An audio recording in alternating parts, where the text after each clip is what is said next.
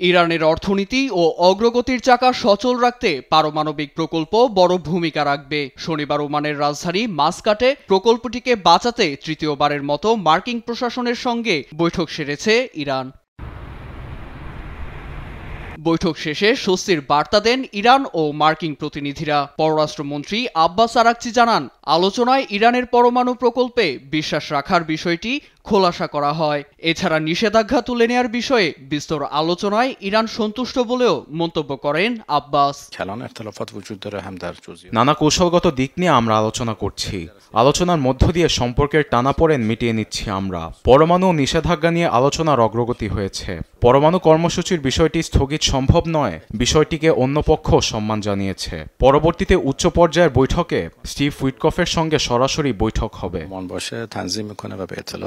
স্বস্তির বার্তা দেন ওমানের পররাষ্ট্রমন্ত্রী বদর আল বুসাইদিও। জানান, আগামী ৩ মে উচ্চ পর্যায়ের বৈঠকে স্বার্থ সংশ্লিষ্ট বিষয় নিয়ে বিস্তর আলোচনায় বসবে তেহরান ও ওয়াশিংটন, যেখানে অর্থনৈতিক বিশেষজ্ঞদের সঙ্গে আন্তর্জাতিক পরমাণু শক্তি কমিশনের প্রধানও অংশ নেবেন বলে জানান তিনি। এছাড়া আলোচনাটি ফলপ্রসূ হয়েছে জানিয়ে ইউরোপে ফের আলোচনায় বসতে ওয়াশিংটন রাজি বলে জানান এক মার্কিন কর্মকর্তা।